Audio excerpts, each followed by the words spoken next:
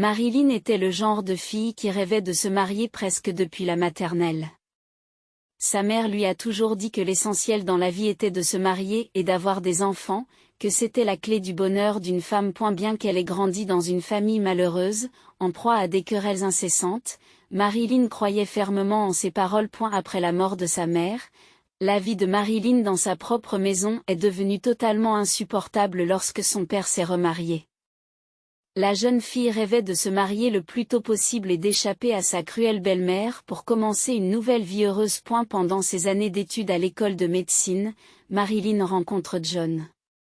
Toutes les filles étaient amoureuses de ce grand garçon aux yeux bruns qui savait jouer de la guitare et qui était considéré comme le bout en train de la soirée. À eu début, il ne prête pas attention à Marilyn, qui s'habille et se comporte beaucoup plus modestement que ses camarades. Cependant, au cours de leur dernière année d'études, il a pu découvrir le charme de cette jeune fille tranquille que leurs amis avaient qualifiée de souris grise. John était un banlieusard, après avoir obtenu son diplôme, il est retourné dans sa ville natale. Il n'a pas travaillé dans sa spécialité, malgré les rêves de ses parents, et a trouvé un emploi sur un chantier de construction où le salaire était plus élevé et les responsabilités moindres. Avec Marilyn, il entame une histoire d'amour houleuse et à distance. Marilyn rend visite à John tous les week-ends. Elle rencontre sa famille et attend avec impatience une demande en mariage. Cependant, John n'est pas pressé de faire sa demande. Mais ses parents appréciaient cette belle fille potentielle et l'ont poussé à prendre une décision responsable. Bientôt, ils organisèrent un mariage et se marièrent. Le rêve de Marilyn s'est enfin réalisé. Elle n'avait plus à subir l'attitude grossière de sa belle-mère et l'indifférence de son père. Elle avait maintenant sa propre famille et un nid douillet, un studio loué où elle était maîtresse et n'avait à s'adapter à personne, sauf à son mari. Bien sûr. Marilyn était heureuse de s'occuper de lui, de le réconforter et de lui préparer de bons petits plats.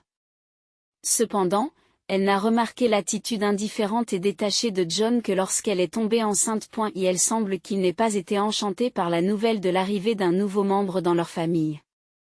Au contraire, il reprochait constamment à Marilyn sa mauvaise gestion et ses scandales arrangés. L'homme s'est rapidement lassé de la vie de famille. À la naissance de leur fille amie, les choses se sont rapidement dégradées. Tout n'était que fatigue, épouse épuisée, enfant pleurant sans cesse. John devient de plus en plus distant, s'enfuyant de plus en plus souvent chez ses parents. Pour ne rien arranger, ses parents, qui avaient récemment aimé leur belle-fille comme leur propre fille, ont pris le parti de John. Ils ne s'intéressent pas à leur petite fille et n'essaient pas de raisonner leur fils. Malgré les difficultés, Marilyn ne perd pas espoir.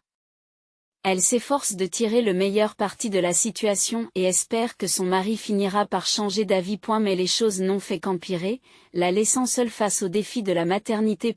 À eu début, John a cessé d'apporter de l'argent à la maison. Il s'est avéré qu'il s'était lancé dans les jeux d'argent et les paris sportifs il y a quelque temps.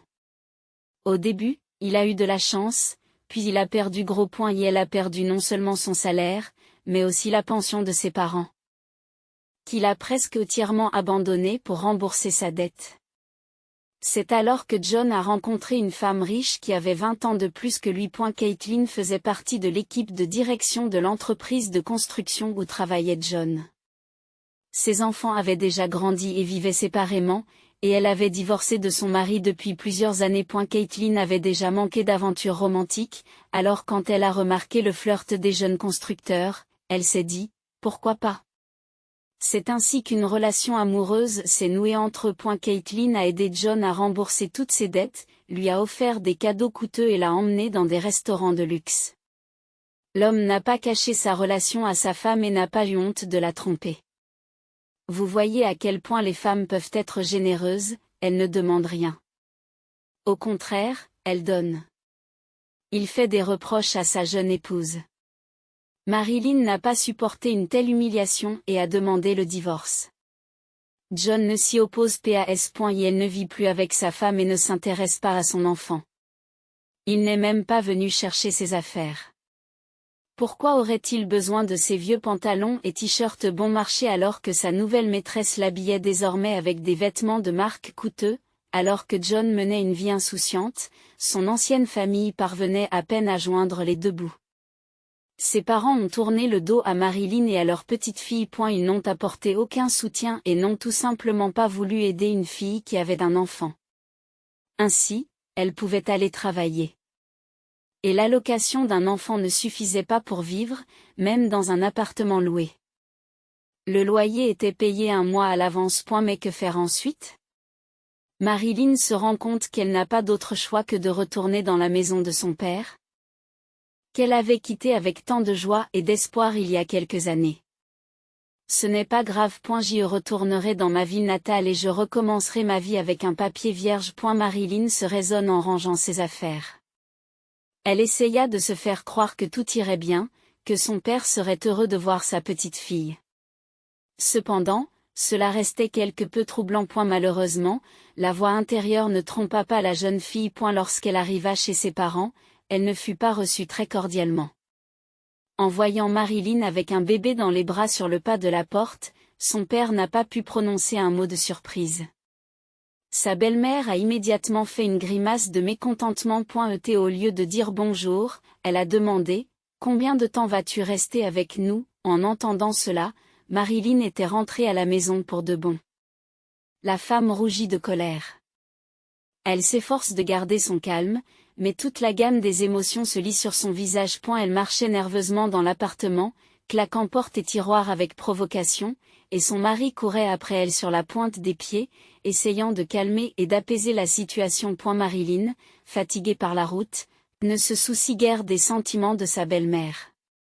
Elle voulait se calmer, nourrir sa petite fille et au moins faire une sieste. Mais lorsqu'elle ouvre la porte de sa chambre, elle ne voit que des murs nus et des montagnes de matériaux de construction. Son lit confortable, sa grande armoire, son bureau à la mode et ses jolis rideaux roses avaient tous été jetés à la poubelle après que sa belle-mère eut commencé les réparations et décidé de commencer par la chambre de Marilyn. Apparemment, elle voulait effacer tous les souvenirs de sa belle-fille et lui couper à jamais le chemin de la maison. Marilyn a dû vivre dans une chambre vide sur un matelas pneumatique. Et elle était hors de question de laisser sa belle-fille avec un bébé dormir sur un lit moelleux dans la chambre. Ou au moins dans le salon. La belle-mère, pour montrer son mécontentement, n'a même pas donné à manger à sa belle-fille. Le père, en réponse au regard de reproche de sa fille, n'a fait qu'écarter les mains. Marilyn était trop fatiguée pour clarifier la situation, et pourquoi le ferait-elle? En tant qu'héritière de sa défunte mère, Marilyn était copropriétaire de l'appartement et avait tout à fait le droit d'être là. Elle se rendit donc à la cuisine, prépara du thé, prit une douche et s'endormit avec le bébé. Et la nuit venue, la jeune fille se réveilla et se rendit à la cuisine pour boire un verre d'eau, mais se figea à la porte lorsqu'elle entendit une conversation intéressante. « Pourquoi ne m'as-tu pas dit que ta fille venait ? Pourquoi ne pas l'avoir dissuadée de venir ?» Elle en voulait à sa belle-mère. « Je ne savais rien. Je ne vous l'aurais pas dit ?» Le père de Marilyn s'est justifié. N'oublie pas que je ne vais pas squatter le même appartement qu'elle. Le bébé va pleurer sans arrêt et j'aurai mal à la tête.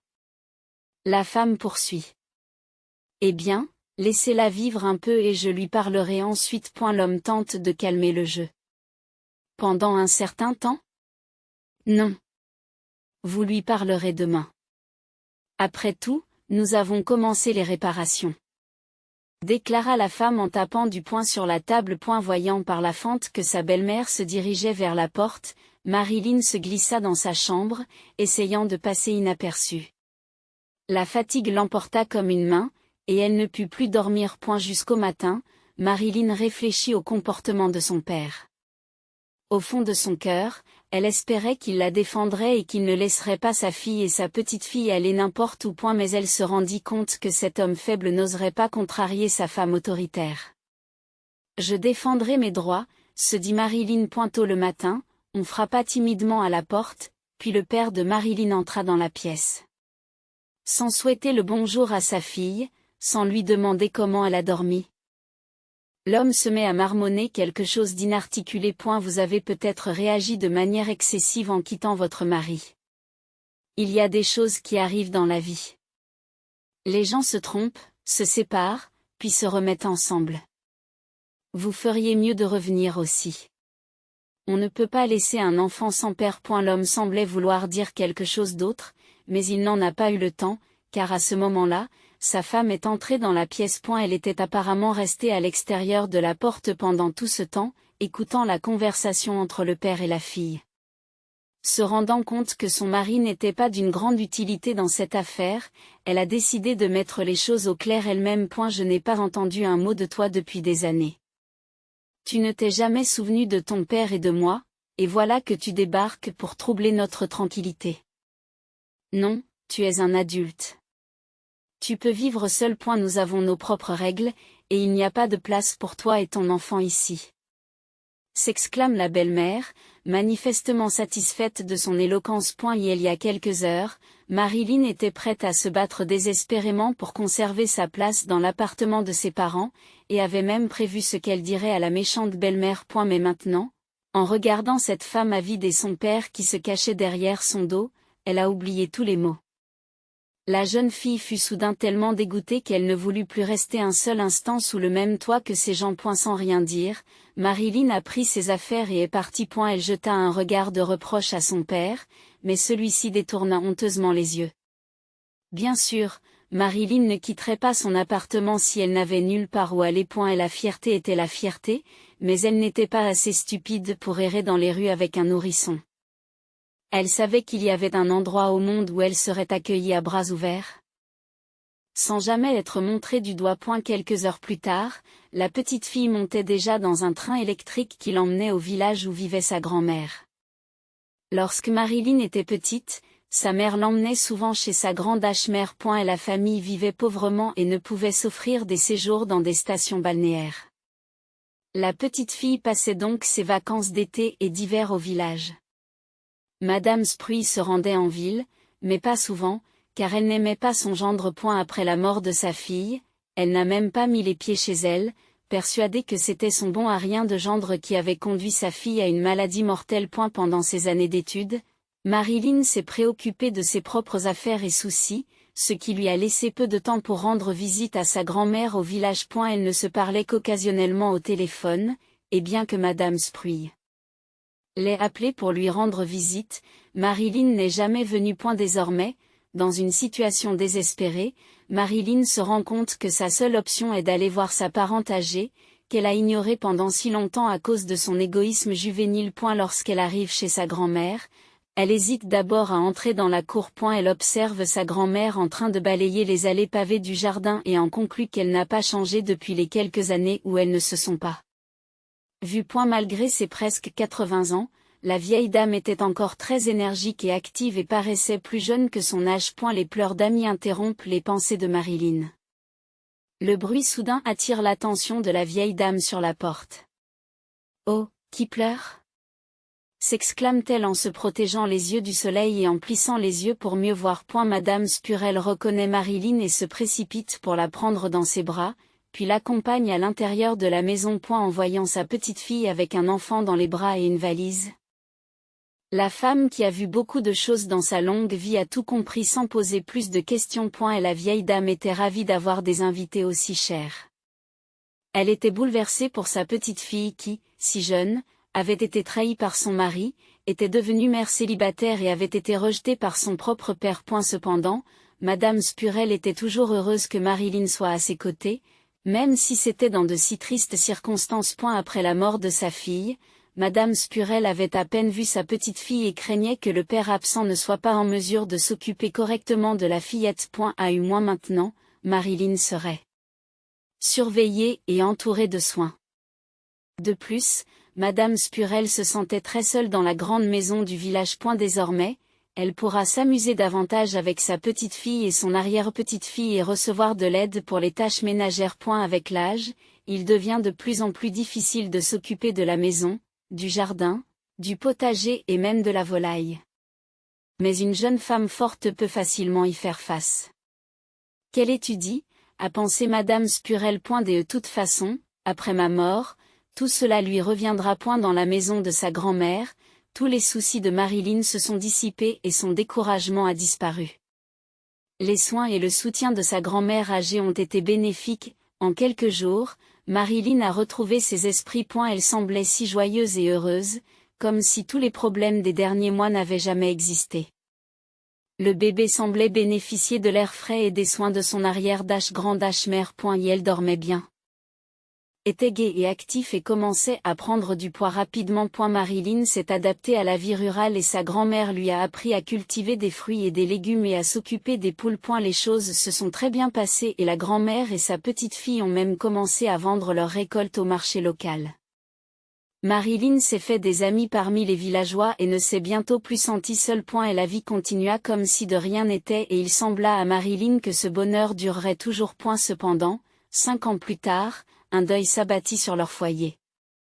Un jour, Madame Spurel a contracté une grave pneumonie qui a entraîné de sérieuses complications cardiaques. Malheureusement, elle n'a jamais pu se rétablir complètement. Autrefois joyeuse et pleine de vie, la retraitée ne sortait plus que rarement de chez elle.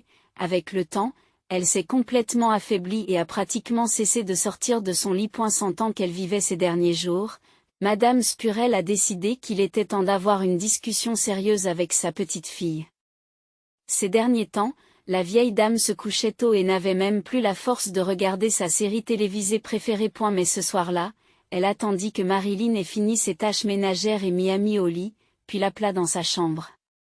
La femme a compris de quoi sa grand-mère voulait parler et a été très contrariée. À début, Marilyn n'a même pas fait attention au fait que la femme tenait dans ses mains une belle boîte sculptée.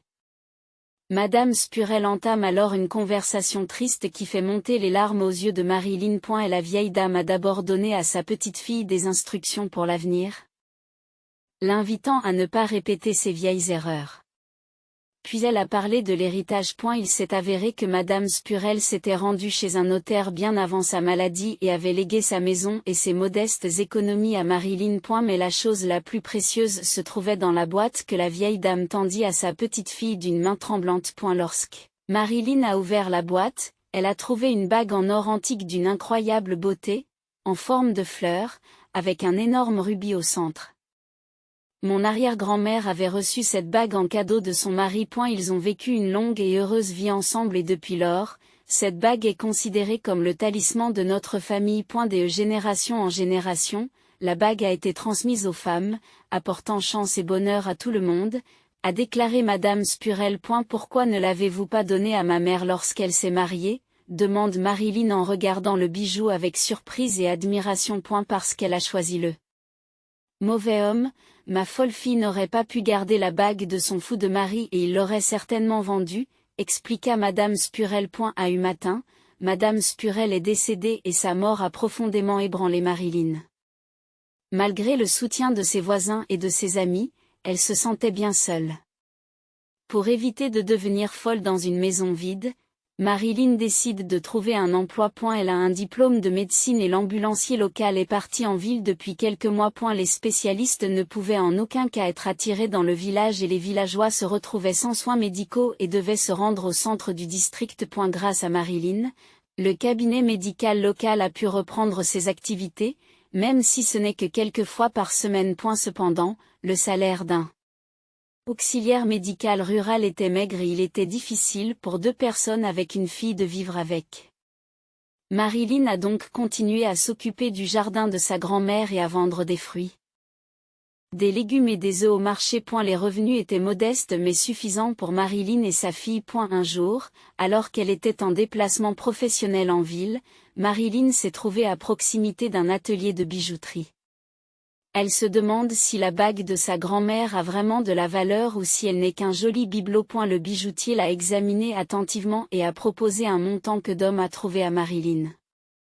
Si elle vendait la bague, l'argent serait plus que suffisant pour déménager en ville et payer la première tranche d'un prêt hypothécaire. Compte tenu de la valeur historique de la bague, un collectionneur paierait une fortune pour l'acquérir. Malgré la tentation, Marilyn décide de ne pas vendre la bague. Elle ne veut pas trahir la mémoire de sa grand-mère. Mais elle ne voulait pas non plus qu'un objet aussi beau et significatif prenne la poussière dans une boîte. Elle a donc décidé de porter la bague. Elle lui rappelait Madame Spurel et lui donnait l'espoir d'un avenir heureux. 6 mois ont passé et Marilyn a hérité des biens de sa grand-mère, devenant la maîtresse de maison à part entière. Elle travaille à l'infirmerie et les tâches ménagères l'aident à se remettre de cette perte. La vie semble s'améliorer lentement. Cependant, par une fraîche soirée d'automne, un invité non sollicité vient troubler la tranquillité de Marilyn. Quelqu'un frappe à la porte avec insistance. Marilyn est le seul médecin du village et les gens viennent souvent lui demander de l'aide. Marilyn pense qu'il s'agit probablement d'un voisin malade, mais elle a une très mauvaise surprise. John se tient sur le pas de la porte. Marilyn ne le reconnaît pas tout de suite. Son ex-mari n'avait pas changé en mieux pendant leurs années de séparation. Il était devenu maigre, avait pris du ventre et était chauve. Son visage montrait clairement qu'il aimait boire. Ce qui expliquait sans doute pourquoi John avait l'air de vouloir prendre sa retraite le lendemain. Il n'y avait ni honte ni embarras dans son regard, comme s'il n'y avait pas eu de trahison. C'était comme si 5 ans ne s'étaient pas écoulés. Marilyn est figée, d'abord par la surprise, puis par toute la colère et le ressentiment qu'elle avait caché et qui bouillonnait dans son âme. Elle voulut lui claquer la porte au nez, mais John tira sur la poignée et s'adressa à son ex-femme d'un ton suppliant. Il faut que nous parlions. Je ne prendrai pas beaucoup de votre temps. Prise de pitié, Marilyn le raccompagne dans la cuisine. Elle se dit que c'est une bonne chose qu'Amy ait passé la nuit chez ses amis et n'ait pas eu à voir son père sans scrupules. Mais John ne s'est même pas intéressé à sa fille. Et elle n'a pas demandé comment Marilyn vivait après son départ ou comment elle faisait face aux difficultés. Dès le seuil, l'homme commence à raconter la triste histoire de sa vie. Au début, l'idylle avec sa nouvelle maîtresse, Caitlin, se déroule à merveille. John a même pensé à faire une proposition à une dame fortunée pour établir une participation légalisée à sa richesse. Mais cela ne faisait manifestement pas partie des projets de Caitlin. Et la femme d'affaires s'est rapidement lassée du jeune amant, qui commençait à se comporter de manière trop intrusive. Elle se rend compte que le romantisme hypertrophié de John n'est pas dû à des sentiments profonds mais à une banale cupidité. Un autre homme se profile à l'horizon, un homme d'affaires adulte et solide. Elle a décidé de mettre fin à cette idylle éphémère. John, bien sûr, n'a pas voulu supporter que le poisson rouge lui échappe des mains et s'est mis à poursuivre littéralement Caitlin.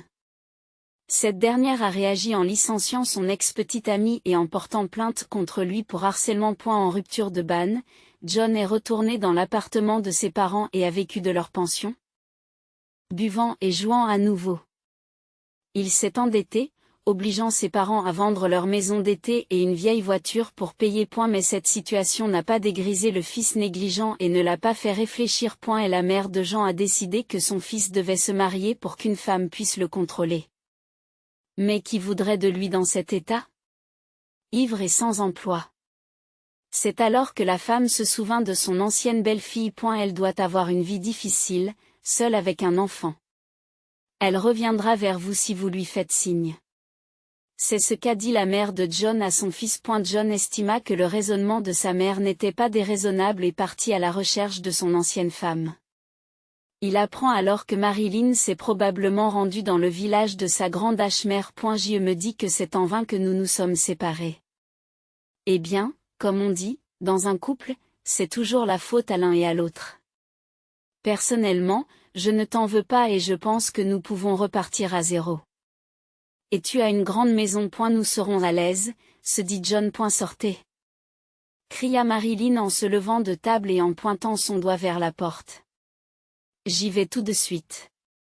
Seulement si vous ne vous détendez pas trop, car je reviendrai certainement. Non, ce sujet n'est pas clos. Dit John avec un sourire en coin, jetant un coup d'œil à la bague qui scintillait de façon tentante sur le doigt qui pointait toujours vers la porte. À ce moment-là, Marilyn était tellement en colère et agacée qu'elle n'a pas remarqué les yeux de John qui scintillaient à la vue de la bague. Elle poussa son mari vers l'arrière et claqua la porte derrière lui, espérant que son je reviendrai n'était qu'une menace en l'air. Mais elle a beau essayer de se rassurer, elle n'en reste pas moins mal à l'aise. Sa voix intérieure lui disait que puisque John était réapparu dans sa vie, elle ne devait rien attendre de bon de lui. 2 semaines passent. Pendant tout ce temps, Marilyn sursaute à chaque fois que l'on frappe à la porte. Même lorsque quelqu'un passait simplement devant le portail et que le chien méchant du voisin se mettait à aboyer, l'âme de la jeune fille était remplie d'anxiété et d'appréhension. En ce jour de pluie, Marilyn est particulièrement inquiète. Le village avait été frappé par une terrible averse accompagnée de tonnerre et d'éclairs, ce qui semblait intensifier ses inquiétudes. Soudain, on frappe à la porte. D'abord timide, il devient très insistant. Il aurait pu s'agir de n'importe quel voisin, mais Marilyn était certaine qu'il s'agissait de John et décida de ne pas ouvrir la porte. Cependant, l'invité ne part pas et continue à frapper de plus en plus fort. La femme belliqueuse saisit le manche de l'aspirateur et ouvrit brusquement la porte en brandissant son arme d'un air menaçant. Mais en voyant qui se trouvait sur le seuil, elle poussa un cri et laissa tomber l'aspirateur sur le sol. Sur le pas de la porte se tenait un garçon d'environ 7 ans, trempé et effrayé. Il pleurait et marmonnait quelque chose qui n'avait rien à voir, demandant de l'aide. Mais Marilyn n'a rien compris. Elle a fait entrer l'enfant dans la maison et lui a demandé de parler à nouveau, en lui expliquant clairement ce qui lui était arrivé. Et elle s'est avéré que le garçon s'appelait Alan. Il revenait d'une partie de pêche avec son père et avait décidé de prendre un raccourci en traversant le village quand soudain l'homme est tombé malade. Heureusement, il a pu arrêter la voiture et éviter l'accident. L'enfant a couru chercher de l'aide dans la maison la plus proche, qui se trouvait être celle de Marilyn. A eu vu des symptômes décrits par l'enfant, la femme a compris que l'homme faisait une crise d'asthme et que l'inhalateur n'était pas à sa place habituelle dans la boîte à gants. Heureusement, Marilyn a dans sa trousse de premiers secours de quoi faire face à toutes les situations. Elle a pris sa valise et un parapluie et a couru après le garçon jusqu'à la voiture où l'homme souffrait d'une crise d'étouffement. Les secours arrivent juste à temps. Quelques minutes de plus et l'homme n'aurait pas été sauvé. Dans un tel état et même sous une pluie battante, il était impossible de conduire et de continuer la route, surtout avec un enfant. Marilyn a donc invité Alan et son père à passer la nuit chez elle. Ce n'était pas du tout effrayant de laisser entrer un étranger dans la maison, car pour une raison quelconque, il a immédiatement inspiré confiance. Un homme aux traits nobles et aux yeux intelligents ne pouvait pas être un escroc. Un thé chaud et un délicieux dîner ont rapidement ramené l'homme à la raison. Alan et Amy ont immédiatement trouvé un langage commun. Pendant que les enfants jouaient dans le salon, les adultes discutaient.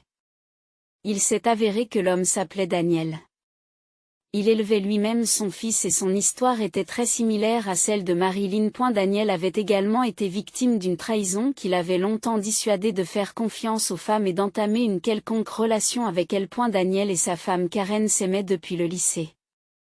Ils ne pouvaient pas imaginer la vie l'un sans l'autre et, après avoir obtenu leur diplôme, ils ont décidé d'entrer dans le même établissement d'enseignement supérieur. En fait, Daniel rêvait d'étudier à l'université dans une autre ville, mais sa bien-aimée n'avait pas fait de bonnes études et n'avait pas pu entrer à l'université.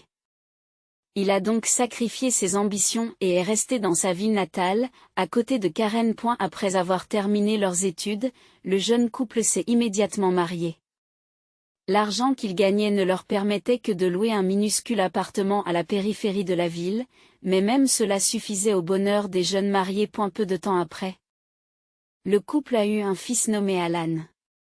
On aurait pu penser que le bonheur de la famille aurait dû augmenter, mais c'est le contraire qui s'est produit.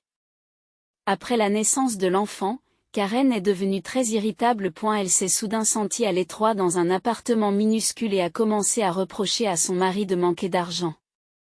Daniel n'a pas regardé sa femme de travers et a pris ses approches comme un guide pour agir. Et elle a trouvé un deuxième emploi, grâce auquel la famille a pu déménager en quelques mois dans un appartement plus grand et plus proche du centre-ville. Cependant, Karen n'était toujours pas satisfaite. Elle se plaint constamment d'être fatiguée de rester à la maison et que son mari ne l'aide pas du tout à s'occuper de l'enfant. Daniel est tourmenté par sa conscience. Il serait heureux de passer plus de temps avec son fils, mais il travaillait du matin au soir et ne rentrait à la maison que quelques heures pour dormir et repartir travailler. Et elle a donc demandé à sa mère de rendre visite à Karen plus souvent.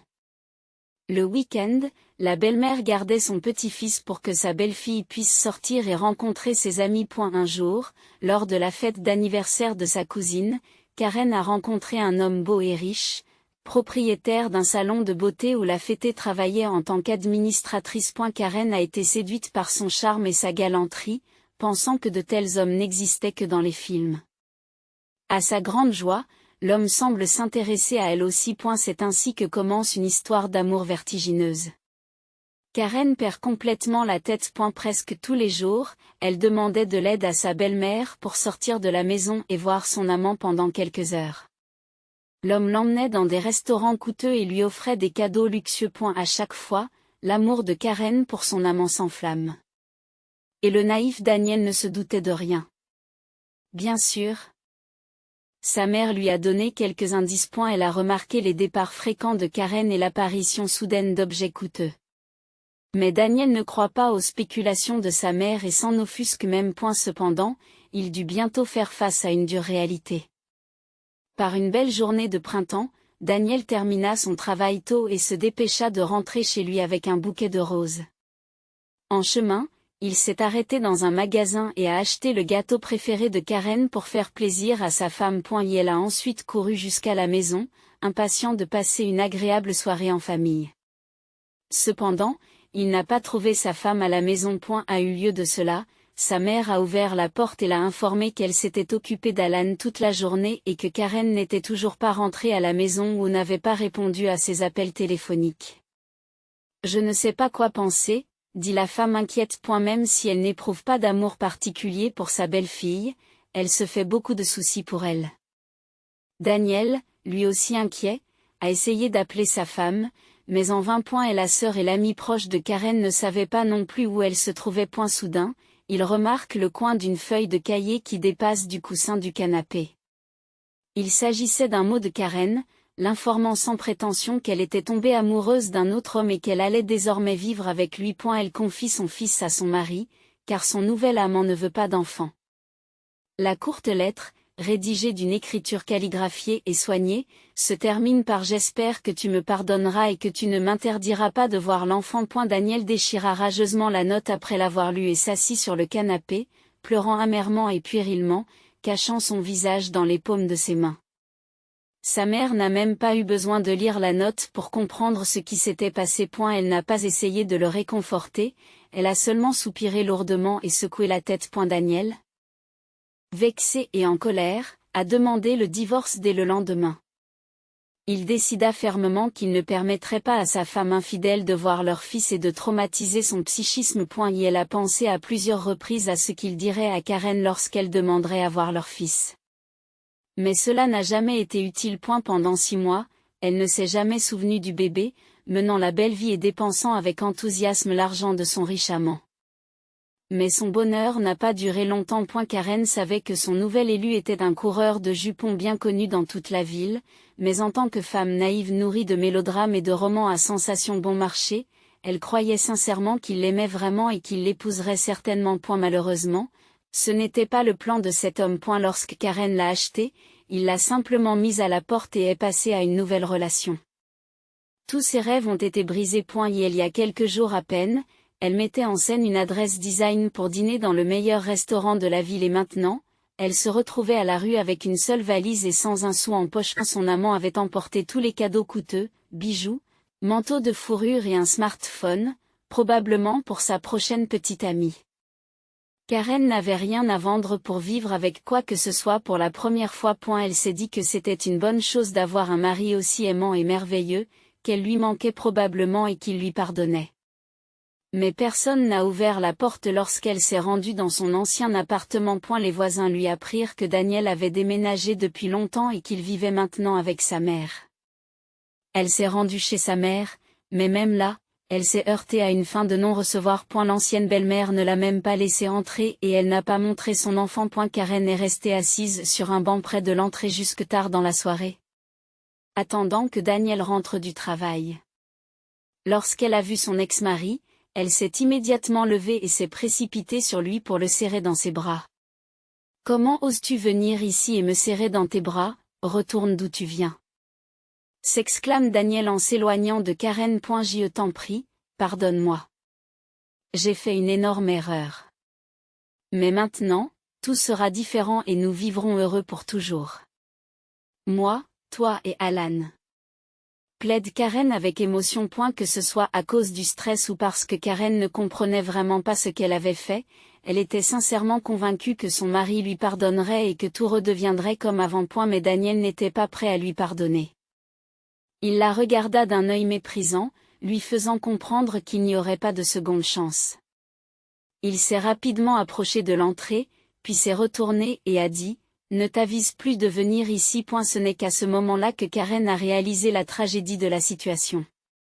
Elle avait perdu sa belle et riche vie avec un amant, finalement, sa famille. Et elle ne lui restait plus qu'à retourner chez ses parents. Mais ceux-ci n'étaient pas contents d'elle et ne pouvaient pas lui pardonner son déshonneur. Bien qu'ils ne l'aient pas mise à la porte, ils n'ont pas non plus fait preuve d'une grande hospitalité. Le lendemain, la mère de Karen l'a convoquée dans la cuisine pour une conversation sérieuse. « Ne crois pas que tu puisses nous rouler dans la farine comme tu l'as fait avec ton mari naïf. Cela ne marchera pas avec nous et tu n'auras pas notre pension. Trouve un travail. Qu'est-ce que je vais faire ? Je n'ai jamais travaillé après le mariage, répond Karen, confuse. Tu n'es d'aucune utilité. Je vais en parler à ma voisine. Elle t'aidera peut-être à trouver un emploi de facteur ou de coursier. Les journées de travail sont devenues une dure épreuve pour Karen, qui n'avait jamais travaillé de sa vie et n'avait pas l'intention de le faire. Le montant de son salaire a été un choc pour Karen. Comment vais-je pouvoir vivre avec cet argent ?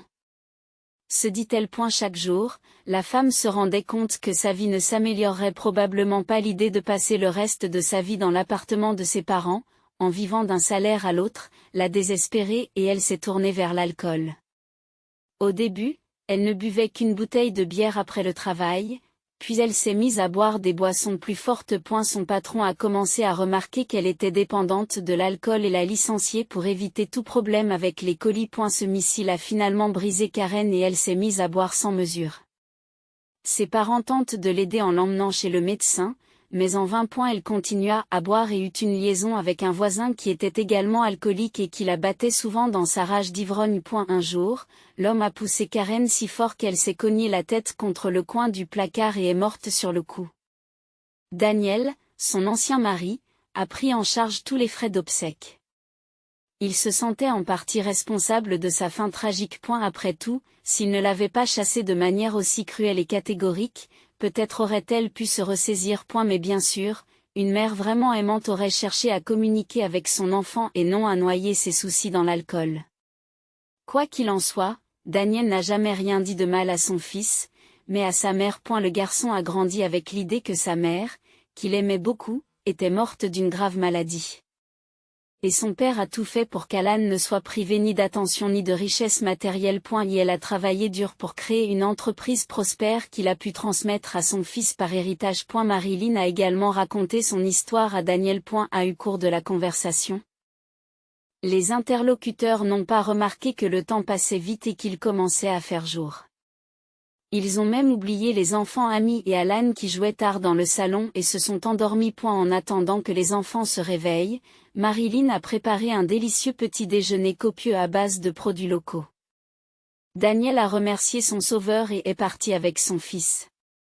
Marilyn a réfléchi à ce qu'elle avait entendu pendant longtemps. Quelles sont les coïncidences dans la vie ? Sa femme lui a fait presque exactement ce que John m'a fait. Après cet incident, la vie au village s'est poursuivie comme d'habitude. Marilyn avait tellement de travail à l'infirmerie et de tâches ménagères qu'elle supplantait les pensées dérangeantes causées par la visite de son ex-mari. Pour une raison ou une autre, elle avait décidé que les menaces de John n'étaient rien et qu'il ne reviendrait jamais. S'il préparait vraiment quelque chose, il serait déjà venu. Et même s'il venait, que pourrait-il me faire ? Rien. Marilyn réfléchit pour se calmer. Pendant ce temps, elle se souvenait de ses récents invités avec chaleur. Et Amy demandait toujours des nouvelles de son nouvel ami avec lequel elle jouait si joyeusement. Alan va-t-il venir nous voir ? Mais Marilyn n'avait rien à dire à sa fille. Elle était sûre de ne plus jamais rencontrer Daniel et son fils. Après tout, ils n'en avaient pas parlé et n'avaient même pas échangé leur numéro de téléphone. Pourtant, Marilyn n'aurait pas hésité à communiquer à nouveau avec cette nouvelle connaissance, car il lui semblait que c'était un homme bien et un interlocuteur intéressant. Une nuit, Marilyn a fait un mauvais rêve. Elle avait l'impression que quelqu'un la poursuivait. Dans son rêve, Marilyn courait dans un long couloir sombre lorsqu'elle a vu son poursuivant tirer vers elle ses énormes mains poilues aux longs ongles sales. L'homme ou la bête avait finalement rattrapé sa victime. Il saisit sa main et tenta d'enlever la précieuse bague de son doigt, qui ne bougeait pas. C'est à ce moment-là que Marilyn se réveilla, horrifiée. Il fait encore nuit. La pleine lune brillait à travers la fenêtre, emplissant la pièce d'une lumière douce mais quelque peu désagréable qui ne faisait qu'ajouter à l'anxiété après un rêve désagréable. Marilyn se tourna et se retourna dans son lit jusqu'au matin, mais ne parvint toujours pas à dormir. En fait, elle n'était pas superstitieuse et ne croyait pas aux rêves ou aux présages. Elle avait fait des centaines de cauchemars, mais pour une raison ou une autre, celui-ci l'impressionnait et la perturbait beaucoup. Chaque matin, en sortant du lit, Marilyn mettait la bague de sa grand-mère qu'elle avait laissée dans le tiroir de la table de nuit et cette fois-ci, sa main s'est immédiatement portée sur la bague. Mais lorsque la jeune fille mit le bijou à son doigt, elle se souvint soudain du cauchemar. Un étrange sentiment de malaise poussa Marilyn à retirer la bague. Elle a soudain pensé qu'elle faisait une chose très frivole en se promenant dans le village avec un tel bijou. Je vais la cacher. Dans la chambre se trouvait le grand coffre de sa grand-mère. Non seulement il était fermé à clé, mais il avait aussi un double fond sous lequel Madame Spurel cachait tous les objets les plus précieux, des documents, de l'argent, des boucles d'oreilles en or qu'elle n'avait pas portées depuis sa jeunesse et une boîte contenant une bague. Marilyn décida de remettre cet objet de famille à sa place. Elle se remercie mentalement de ne pas avoir ignoré le mauvais pressentiment. En regardant l'horloge, Marilyn réalisa qu'il était temps de réveiller sa fille et de préparer le petit déjeuner. Alors que la jeune fille s'affairait dans la cuisine, le chien du voisin se mit soudain à aboyer bruyamment. Marilyn était habituée depuis longtemps à ces bruits et n'y prêtait pas attention, car le chien réagissait agressivement à chaque bruissement. Mais aujourd'hui, l'animal s'est comporté différemment de d'habitude. Il a poussé un grognement menaçant et a littéralement arraché la chaîne. Marilyn a donc décidé de sortir pour voir ce qui se passait. Il n'y avait personne à la porte et le chien aboyait non pas vers la rue mais vers la cour de Marilyn. L'animal, tout hérissé, montra les dents et tira de toutes ses forces sur la chaîne, comme s'il pointait du doigt le coin le plus éloigné du jardin de la voisine. Le chien avait probablement vu un chat, pensa la femme, mais il décida tout de même de faire le tour du jardin, au cas où. Elle jeta un bref coup d'œil et ne vit aucun signe d'intrusion. Pendant un instant, elle crut entendre un bruissement du côté du patio. Mais il n'y avait personne non plus. Marilyn est retournée à son travail. 1 heure plus tard, Amy et elle ont quitté la maison. Sur le chemin du jardin d'enfants, Amy s'est soudain souvenue qu'elle avait oublié le gland que son institutrice lui avait demandé de faire à la maison. L'enfant a éclaté en sanglots et la mère et la fille ont dû faire demi-tour alors qu'elles avaient déjà parcouru les 2/3 du chemin. En entrant dans la cour, Marilyn remarqua que la fille de la maison était entr'ouverte. Ai-je oublié de la fermer, pensa-t-elle. Mais en s'approchant, elle se rendit compte que la serrure était cassée, pas seulement fissurée, mais littéralement sortie de la porte comme si quelqu'un l'avait coupée avec une hache. À ce moment-là, John sortit en courant de la maison. Il était méconnaissable de colère. « Où est la bague ?» cria-t-il, voyant son ex-femme et sa fille se tenir devant la maison. Effrayée. Il s'est avéré que les aboiements du chien des voisins ce matin-là n'ont pas été vains. L'animal avait immédiatement senti que quelqu'un se faufilait sur le territoire des voisins. John avait escaladé la clôture de l'arrière-cour pour passer inaperçu et s'était tapi derrière le patio, attendant le moment propice pour entrer dans la maison. Lorsque Marilyn était sortie dans la cour en entendant le chien aboyer, John s'était faufilé dans la cave qui, heureusement pour lui, était ouverte. Par la porte entr'ouverte, il avait observé attentivement Marilyn et remarqué qu'elle ne portait pas la bague qu'il était venu chercher. Alors il faut attendre qu'elle parte et fouiller la maison, s'était-il dit. Trouver la bague était vital pour elle.